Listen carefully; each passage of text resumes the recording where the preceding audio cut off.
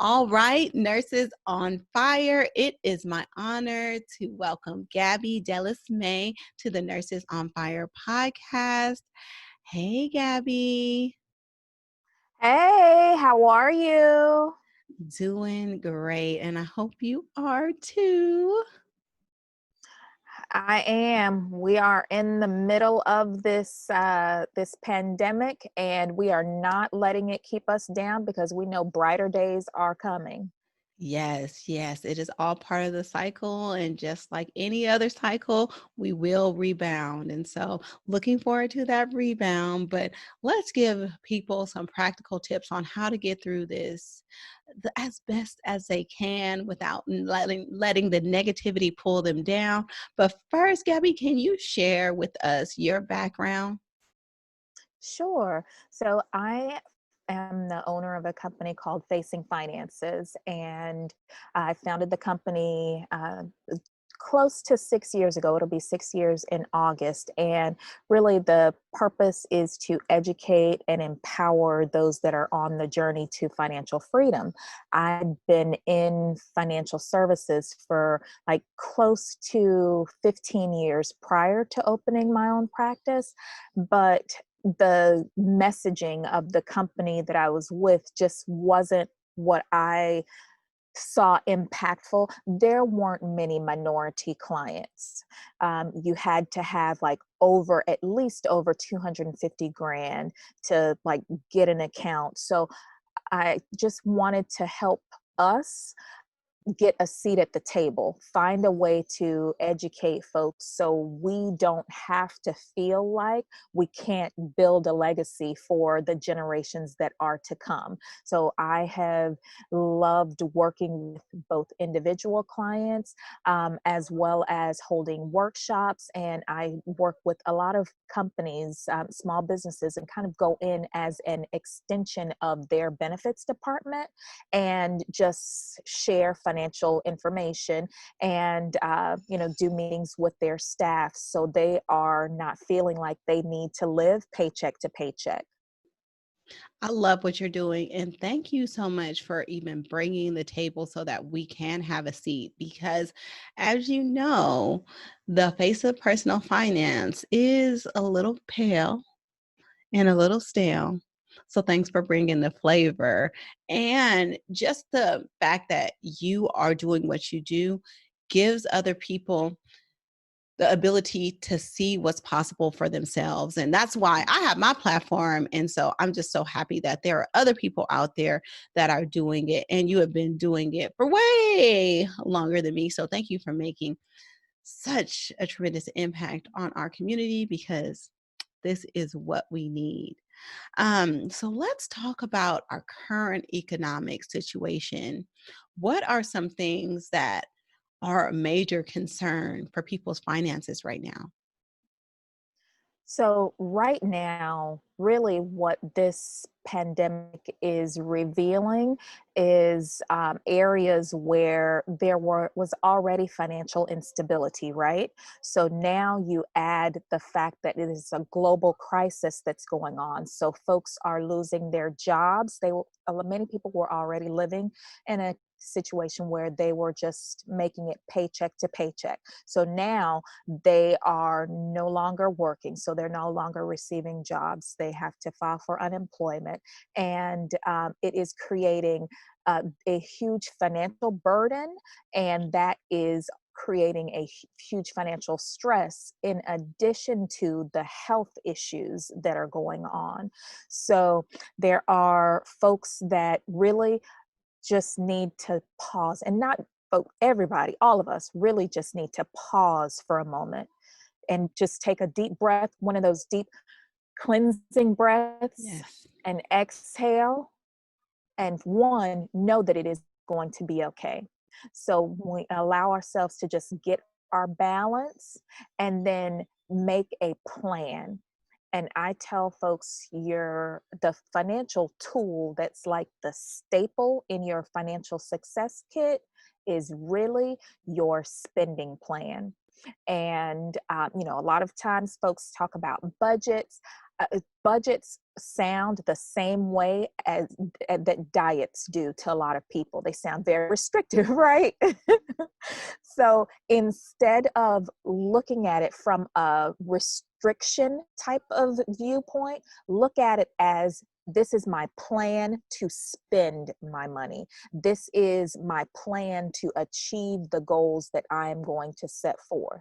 So creating a solid spending plan and looking at that to see what can you eliminate in terms of expenses? What can you eliminate or reduce? And that you taking steps, the steps that you can control, automatically starts to feel like you are in more control of the current situation that's going on. It gives you some ease and allows you to just breathe a little. Because right now, there's so much uncertainty out there, and we've all like lost our equilibrium. So just taking a moment to just breathe and assess and take control of the things that you can take control of allows you to gain more control and allows you to feel a little more relaxed and allows you just to take the next step forward, because this is going to be on a day by day basis type of thing. Yes, and some things I wanna touch on is thank you for, like, giving people a moment to just pause and know that with a plan, everything can work out, because it's so easy to fall into this cycle of negative news and fear and all those things that can hold you back, instead of actually creating a plan that can get you through this and even put you ahead of where you started, because ultimately you have everything that, even no matter what, if you lost your job, if you've had setbacks, just everybody has had some kind of setback, some kind of devastation. Somebody is homeschooling that shouldn't be homeschooling. Yes. But know that everything will be okay. Things are going to turn around. It's just the nature of the market, the cycle, the world, everything.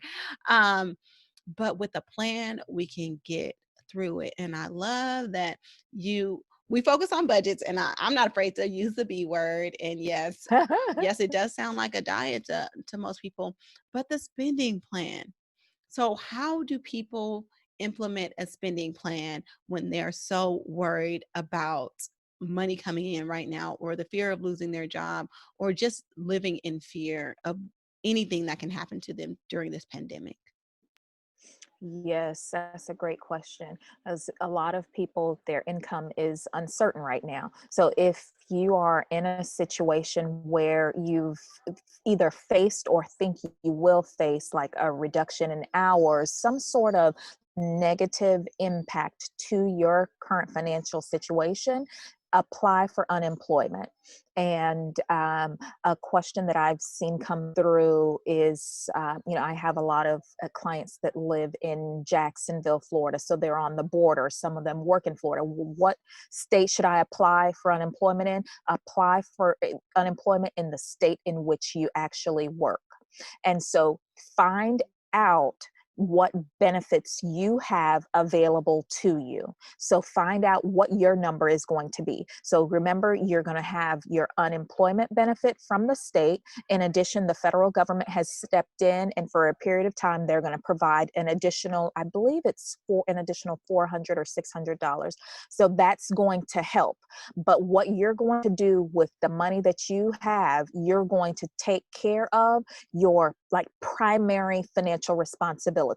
That's keeping food on your table, that's keeping the lights turned on, that's keeping shelter. And a lot of times clothes is included in that, but we got plenty of clothes and we're not going anywhere for a good minute, right? So use what we have in our closets and our dresser drawers type of things. So in terms of like your spending plan, you've got to know what you're going to be having coming in. So once you know what you're going to have coming in, now start to look at what your expenses are. Now, the expenses, there are going to be some fixed expenses, like your housing, for example. Now, a lot of landlords and apartments, they're offering tenants the ability to get some sort of relief. Mortgage companies are absolutely offering relief. You've got to reach out to them, call them, let them know what's going on so you can find out what options are available to you. Because with this uncertainty, there's a lot of fear because we're unsure about how we can handle things. So once you equip yourself with some insight as to what your options are, that's going to feel empowering to you. So reach out to your landlords, reach out to your mortgage companies to find out what alternatives are available to you in terms of paying for housing. For utilities, there are a lot of municipalities that are offering relief programs to their residents. I live in Tampa. I know the city of Tampa has opened a web portal and they're offering relief funds. So go on your city's website and see what options are available to you. So get all of the things that you potentially have coming in, and then all of the things that you would absolutely need to pay to on a monthly basis. I think we need to scale down to like a bare bones spending plan. Now, I was watching the news a couple of days ago, and I saw that Netflix last month had an increase of 16 million subscribers. Now, yes, 16 million. So I know we're all sitting at home, and I know that like $10, $12 does not seem like it is a lot, but that is like a couple of meals when you think about, eating at home. So just be wise in our spending. It's great for the Netflix shareholders. I own Netflix stock, so I see the Netflix stock continuing to, soar and soar. But when I think about like how we need to be in a capital preservation mode, I don't know that that's the best way to be spending our money right now. So as an alternative to that expense, get a library card from your local library. They have movies that you can view online with your library card. There are other free viewing services like I think there's Vudu, there are other free streaming services. So get down to a bare bones spending plan, and then be able to like tighten your belt buckle for a few months. We don't know how long this is going to last, but if we do the right things right now, I believe we can reposition ourselves financially to really soar and take off once this thing is over. And so we're in the middle of the storm right now. It's kind of like when you're on an airplane and they're just taxiing because you can't necessarily like take off yet, but you can't, if you're taking off, or you can't land yet. But once that weather clears and you're able to take whatever course that you need to take, you need to be ready to soar. So if we reposition ourselves right now, we are going to be ready to soar.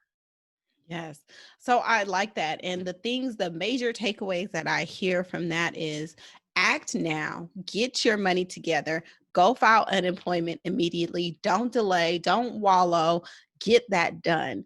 The next thing you need to do is call every single person that you owe money to and figure out a plan to work with them so that you can decrease your liabilities right now. And then I love the term that you use, capital preservation. We are in preservation mode. That means that your budget needs to be bare bones. Now, I want to take it up a level. So this podcast is for nurses. We have had nurses lose their job for the first time that I've ever seen nurses lose jobs, but more, we're seeing either two things. Either nurses are getting their hours reduced, which means that they could possibly lose their job. And then we're seeing nurses like me who are actually working more because of this, and nurses in New York and things like that, where they're just like working around the clock. So let's address those people. And what I want to emphasize is that this situation, if it hasn't opened your eyes up to the fact that your job that you thought was stable is an illusion, okay? 22 million people are unemployed in this country right now. Mm-hmm. Okay, probably more now. That was from last week. So, so probably more. And so the things that Gabby just listed out that you need to do if you're unemployed, have all those things ready to go.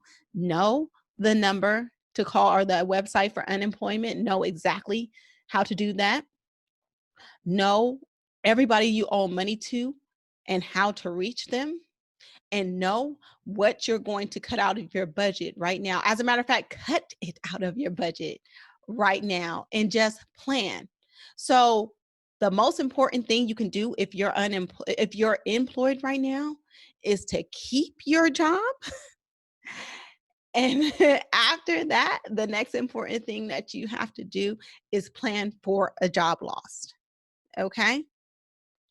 All right. And then, so did you want to add anything to that, like kind of like in between place?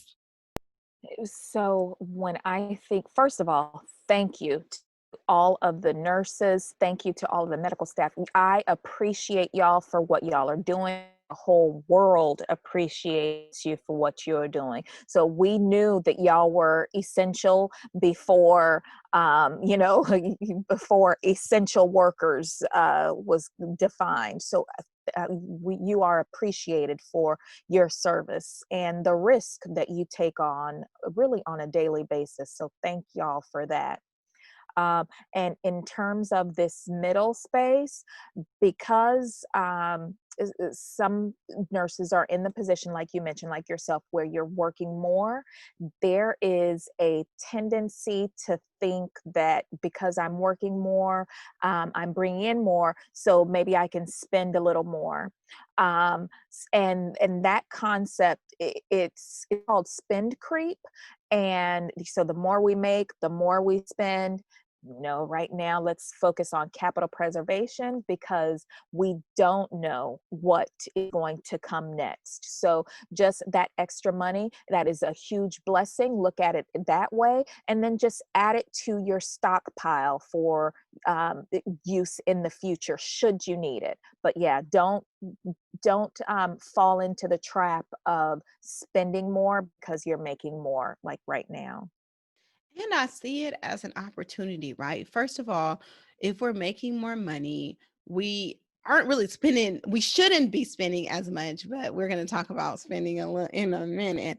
But Mhm. this is an opportunity if you do cut down on your expenses, and you have the opportunity to beef up your savings, which is going to shield you from if you do experience a job loss. So that is paramount right now. And then it's going to give you an opportunity, say, we get through this crisis okay, things are starting to be on the up and up. Now you have all this extra cushion to build from. This is the time that makes millionaires. All those people that you see that are retiring early, in the last couple of years, made their money from barely anything. These people weren't making six figures. They made their money from the last recession because either they just held steady in investing in the market and maximizing how much they can invest, or they capitalized on some really good real estate deals that helped them bubble. But this is your opportunity now. I know before this, a lot of people were like, oh, I'm waiting to get into real estate and when the market crashes. Okay. Market Yeah, crashing. The market yeah. is crashing. So do you have your stuff together? Because you should have been having your stuff together. So this, because you said you was waiting, right? So this is an opportunity. This is an opportunity.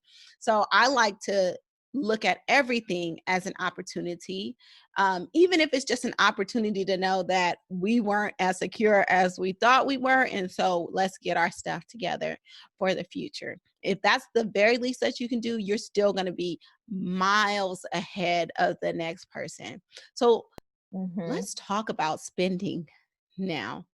What are some things that you've seen as of late, as far as people's spending habits? And we have our own personal confessions to make. I mean, we probably have spent more than we need to at Costco. Okay. And my cabinets and are bustling, and my deep freezer is full, and it was empty a couple of months ago. So my grocery budget is on fleek. So I this is not a guilt trip. This is just sharing that, spending can be rampant during these times. It can, and it has become like really excessive for some of us. I was sharing earlier that Costco has probably taken more of my money over the past couple of months than ever before. And, they've got these like the things that I don't need, like another pair of jeans. We're not going anywhere. I don't need another pair of jeans. So, just really making sure that the money that you are spending is on the essential things, not on those things that you don't need, because remember, we're in capital preservation mode. So I'm seeing a lot of emails come out from retailers. So the retailers have been hit hard. They are sending out emails with huge discounts to entice us to go in and shop online, and we don't need any clothes. We're not going anywhere right now. Yeah, North Face tried to get me talking about 50% off for all the nurses. No, I don't need no North Face. There is nothing North Face that I need. But do you know my boyfriend was on there like, what can we get from North Face? I might need a jacket. Yeah. Yeah. Because it's the sale, it's the discount that they're offering us. I've seen like emails come through with as much as 70% off. And I'm like, oh, but this is so nice. I can use this once everything shifts. No. So what I have done is I have deleted those emails that have come into my inbox, and I have unsubscribed from those lists because that's less temptation. So, because if you don't see it, then you won't miss it. But I want you to get that temptation happens to the best of us. Temptation happens to us that know better, that that are telling you to do better. I mean, we fall for it too. So it's better to just not have it. Yeah. And so with our nurses, you know, a, a lot of people look at spending as like retail therapy. And so they take to the shopping sites, and I've done it before. So I'm guilty. So we take to the retail sites, fill up those shopping carts, and then hit that submit order button and can't wait to receive those items. Well, right now, we need to socially distance ourselves from those online shopping websites and remain in capital preservation mode. Because with retail therapy, if you think about it, therapy is something that's really supposed to help us. It's supposed to put us in a better position than we were when we started the therapy journey. The retail therapy, it really doesn't do that. A lot of times it adds on to debt.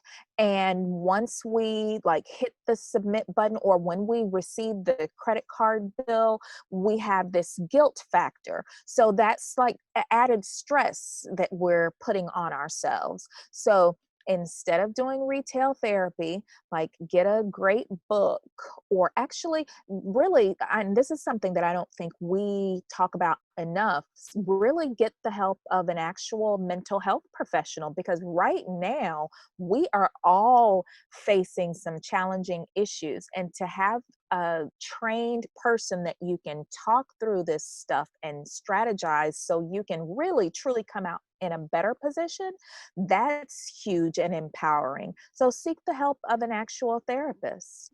Amen to that. Thank you so much for bringing that up, because that is what we really need, is to, especially right now, make sure that we have our mental health in check, because things can spiral quickly, especially with all this negative news out there. I mean, every day is something, every day things are changing. And a lot of people don't deal with change at all. very well. And all the change that has been going on right now is enough to break people down. And even with, especially with nurses, the way that we're able to practice, the way that we even have to show up at work, like we're in full gear, face masks, all this stuff. You can't even see people's faces. A lot of our job is just based off of interaction and just, that face to face, that care and that love. And it is totally added a lot. There's a lot of fear and there's a lot of stress, because even in the joyous place that I work, where we bring life into this world, the dynamic has shifted. We are turning into the daddy police because we're the only unit in the hospital that allows visitors. And so we're very strict. They can't leave the room. They have to wear a mask. And so instead of like, being in this environment where it's about bringing this beautiful life into the world, it's about making sure everybody is safe and making sure that we decrease the exposure and all these kind of things. And so it has kind of shifted our harmony, right? It has shifted, yeah, just that what we have like between our like work and then in our life as well, right? So how are some ways we can just increase that harmony between our work and our life in general? Oh, so with you mentioning change, what we have experienced is like change at such a rapid pace, back to back to back to back. And it is so important that we hold on to our faith in moments like this. If we are not grounded in God and know that there is His mighty hand that is at work in all of this, even though we don't understand it, even though it is challenging for us all, we will like emotionally crumble. So we have to know that our faith is going to sustain us. Just really focusing on growing our faith in this season. So some folks are not connected to an assembly or something like that, a church. Find one, talk to your friends, look online, and get someone who is really rooted in God. And, there are a lot of, what is the saying, snake oil salesmen, out here. And this is the time where people are already emotionally vulnerable. So some are capitalizing on that.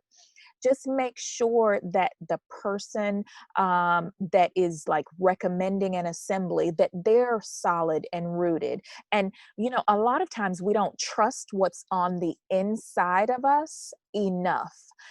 There is that voice on the inside of us that will allow us to be directed into like the space that we should be directed into. So just be comfortable and confident in following your inner voice and making sure that what you do brings you closer to a place of peace. Because if there's like a shakiness still, and you're not gaining more peace and insight and wisdom, it's not this journey that is like drawing you to light, then that's probably not the space for you. Yes, yes. I love that. Like we do have to be connected spiritually, because this is all spiritual. This is all, Yes. part of a higher plan. And what can pull us out and ensure that we're okay is to be connected, and especially knowing that any kind of change, anything that you want to be, comes from the inside out. You just have to trust that you are capable of aspiring that change. But yes, get connected with people that can help you. All right. So ultimately, we are nurses on fire. We are nurses aspiring to financial independence. And in order to get to financial independence, there has to be a plan to retire or separate from our employee in some way, shape, or form, or just have the ability to not have to work if we don't want to. Even if we do go there, we can say deuces at any time. So, though this coronavirus is top of mind, we still have our eyes on the prize. Okay. We need to keep our eyes on the prize. So, what should we be doing to plan for retirement right now? If you're experiencing a job loss, if you've experienced job cuts, hours cuts, or if you're working more than ever, how should we be planning for retirement? Awesome question, because that's very forward thinking, because there is going to be a future, right? So, in terms of planning for retirement, if you are not already contributing to your company sponsored plan, and you are in a position to financially do so, because we're in capital preservation mode, but retirement is going to come, and that money, those monies are still your monies, so that's still your capital, right? Start contributing at minimum to up to whatever is matched by the company that you work for. So your company sponsored plan, because start contributing up to the match there. And what is that match? That's an automatic return. So when you hear folks talk about, well, I was invested in the stock market and I got a like 5% return, well, you're automatically going to get a return because the company is going to match the money that you put in, right? So then the other thing is, if you're not in a place where you can actually contribute to your retirement accounts right now, if you're not, that's okay. This season will pass. Just don't take any monies out of your existing plans. Focus on leaving that money there for the long game, because that's your long game money. You'll be able to utilize that later. If you're in a position to not contribute right now, just hold tight and don't take any monies out. And the other thing is, you don't want to liquidate, or you don't want to sell anything right now, because the market, it's up one day, down one day, up one day, down one day. So you don't want to be in a position where you're selling investments that you're holding in your retirement accounts when the market is low, because then that's losses that you have really made on your accounts, right? Right. So that's what people are trying to do. They're saying, oh my God, the market is going down. I need to get out now, or I need to move into more conservative accounts. Not understanding that what that actually means is that I'm selling this stock that I bought for $100. Now I'm selling it for $50. Yeah. Now I'm realizing that loss as to where I still own that stock. That stock isn't going away. That share isn't going away. It may go down to $50, but it's going to go back to $100. Just hold on to it. A lot of things like that's what I've heard. And then a lot of people have been asking me, well, should I just stop investing? Mm-mm. So no. So if you are already contributing to your plans, or if you're in a position to actually contribute to your retirement plans, or in a position to invest outside of your retirement accounts, this is the time to prepare yourself to get in the market. I don't know how to double dutch, but I was trying to learn at like a church function last year, and you have to watch both ropes simultaneously to see when is a good time for you to jump in, right? Well, right now we all know that the stock market is a lot lower. So we know that right now, if we get in now, it's better than if we would have gotten in, let's say back in January, because the stock prices are lower right now. So I don't know that we have seen like the bottoms of the market, but we don't want to be in a position where we are what's called timing the market. And timing the market is like you're trying to figure out the perfect time for you to jump in, because what happens then is that jump rope hits you. And I got hit with that jump rope quite a few times. We have to know that, okay, it's a good time. I may not get the lowest of the low, but I have gotten a lower price than I would have gotten. So I'm ready now. I'm financially positioned to jump in now. I'm going to jump in and I'm going to go. I'm going to jump in and I'm going to start hopping.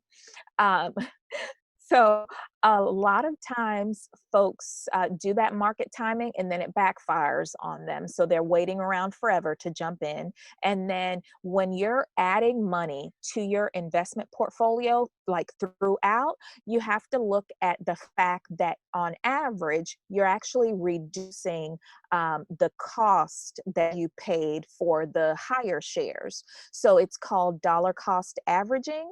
So you're spreading out the cost over a period of time. So you bought some at $100, you bought some at $50, you bought some at $20, just throwing out fictitious examples. And you average out those prices there, and you've got like a much lower per share price than the $100. It's higher than the 20, but it's lower. So you've dollar cost averaged your way into the market. And that's a consistent way to invest. Yes. So I think when we're thinking about retirement, it's a long game. So you are looking at investing. So what is the best time to invest? Today, right now. The best time to invest is right now. Even if it was a month ago, the best time to invest is right now. Get in and stay consistent. And that's all you have to do. It's really that simple. I think when people think about investing, like they think that they think about Wall Street and they're like, I need to be a day trader. This is not day trading. This is a long game. This is set it and forget it. This is be consistent. I don't care if it's $20 a month. Be consistent and just do it and just stay in, because that's how you reap the rewards. Okay. It's not this in and out thing. You don't have to know how to trade. You don't have to know how to do all these things. You just have to put your money in the market, leave it in there for at least 10 years, and you'll be set. You'll be set. Yes. The only Yeah. thing that you should be worried about is how you can put more in. That's the thing. Yeah. Just like you said, the focus is on consistency. Yeah. Yes, yes, yes. All right. So, Gabby, this has been an incredible conversation.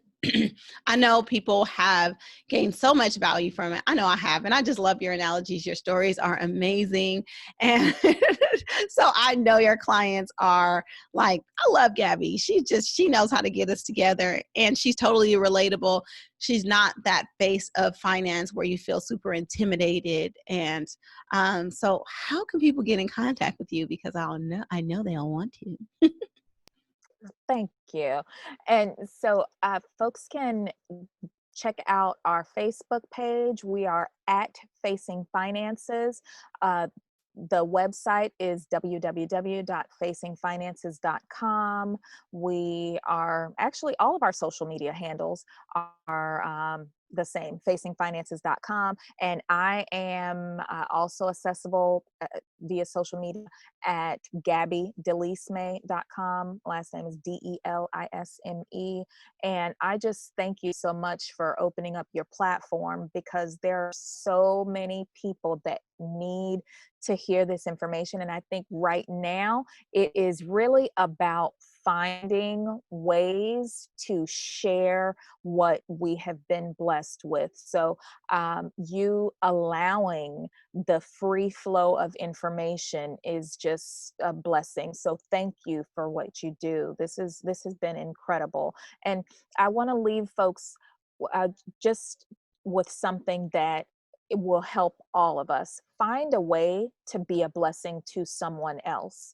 Just, give of yourself. You may not be able to do something monetary right now, but there's something you're able to do to be a blessing to someone else. And I believe that is what unlocks our blessings. So I thank you. Thank Hi. you. Thank you so much, Gabby. And thank you for leaving us on that note, because I feel like in this time, that's at the very least what we can do. And then guess what, you guys? Usually when you pay things for it, it comes back to you tenfold. And so don't do it just to expect something, but that's what typically happens. So yes, Yeah. I love that. Thank you again, Gabby. You are amazing. Uh, Thank you, Nasima. This has been awesome. Thank you. all right.